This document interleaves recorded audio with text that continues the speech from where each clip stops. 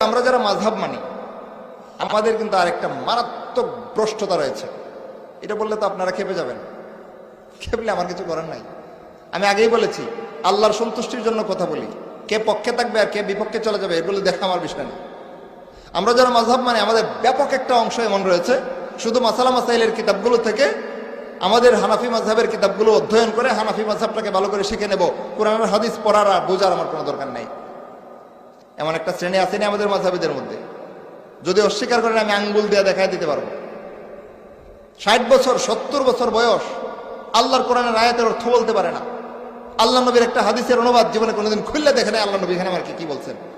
70 বছর যাবত যে দিন পালন করছে এটা কি? ওই মাযহাবের কিতাবাদিতে যা লেখা আছে ওইটা, অজু গোসল পাক না পাক নামাজ আর রোজা, এটাই দিন, এটাই ইসলাম, এটা ইসলামের একটা অংশ মত করেন। কোরআনে 6000-এর বেশি আয়াত আছে। কয় হাজার? আমি 10টা 20 পর্যন্ত আলোচনা করব, আপাতত 14 বাজতেছে 6 মিনিট। কোরআনে 6000-এর চাইতে বেশি আয়াত আছে। এর মধ্যে বিধিবিধানের আয়াত কয়টা? প্রায় 500টা। খেয়াল করেন, মাযহাব, মাসালা মাসাইল ইত্যাদি বিধিবিধান সংক্রান্ত আয়াত কয়টা? প্রায় 500টা। আর বাকি রয়েছে কয়টা? 5500 আয়াত।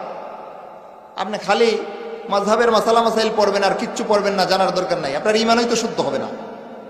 মাযহাবের মধ্যে ঈমান নিয়ে আলোচনা করা হয় না, কারণ ঈমান কোরআন সুন্নাহয় সুস্পষ্ট বিষয়।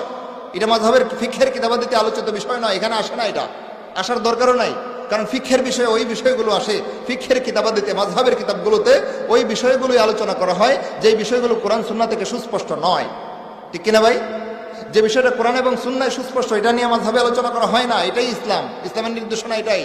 মাযহাব কখন মানবেন? যখন কোরআনে সুস্পষ্টভাবে পাইবেন না। মাযহাব কখন মানবেন? যখন হাদিসে সুস্পষ্টভাবে সমাধান পাইবেন না। মাযহাব কখন মানবেন? যখন সাহাবায়ে কেরামের জামাতের আমলের মাপকাঠির মধ্যে সুস্পষ্ট সমাধান খুঁজে পাইবেন না, তখন আইম্মায়ে মুজতাহিদিনের সমাধান দেখতে হবে। ওইভাবে মাযহাব মানলে আপনার মাযহাব মানা সঠিক। কিন্তু আমাদের সমাজের প্রায় মাযহাবীরা বেঠিক মাযহাব পালন করে। কিভাবে? কোরআন জানার দরকার নাই, বুঝারও দরকার নাই, হাদিস জানার দরকার নাই, বুঝারও দরকার নাই, সাহাবায়ে কেরামের জামাতের মাপকাঠি জানার দরকার নাই, বুঝারও দরকার নাই। আমি শুধু মাসালা মাসাইলের কিতাব পড়বার, দিন পালন করে জীবন পার। এটার নাম সঠিক মাযহাব পালন নয়। আপনি মাযহাবের দিন বানায় ফেলছেন। মাযহাব কোরআনের মাত্র 500 আয়াত, আর বাকি 5500 আয়াত আপনি নজরআন্দাজ করে জীবন থেকে বের করে দিয়েছেন। ঠিক কিনা ভাই? এভাবে মাযহাব পালনকারীদের সাথে আমি নাই, ওয়াল্লাহি আমি নাই তাদের সাথে। কথা ক্লিয়ার, পরিষ্কার। আমি ওই সমস্ত মাযহাব পালনকারীদের সাথে আছি যারা কোরআন থেকে সমাধান নেয়, সুস্পষ্টভাবে না পাইলে হাদিস থেকে সমাধান নেয়, হাদিসে সুস্পষ্টভাবে না পাইলে সাহাবায়ে কেরামের জামাত থেকে সমাধান নেয়, সাহাবায়ে কেরামের জামাতের মধ্যেও যদি সুস্পষ্ট সমাধান না থাকে আইম্মায়ে মুজতাহিদিন যেই সমাধান দিয়েছেন তারপরে চতুর্থ ধাপে এসে আইম্মায়ে মুজতাহিদিনের সমাধান নেয়। আমি ওই ধরনের মাযহাব পালনকারী একজন হানাফি আলেম। এবার কথা পরিষ্কার, আমি হানাফি মাযহাবের অনুসারী, কিন্তু কোরআন সুন্নাহ সাহাবায়ে কেরামের মাপকাঠি বাদ দিয়া না। আগে কোরআন, না পাইলে সুন্নাহ, না পাইলে সাহাবায়ে কেরামের জামাতের মাপকাঠি। ওইখানেও সুস্পষ্ট সমাধান যদি না পাওয়া যায় তাইলে আমি আবু হানিফা রাহিমাহুল্লাহ এবং হানাফি ফুকাহায়ে কেরাম যেই মাসালার সমাধান যেইভাবে দিয়েছেন, কোরআন সুন্নাহর দলিলের ভিত্তিতে যেই মাসালার সমাধান যেইভাবে দিয়েছেন সেইভাবে আমি মানি।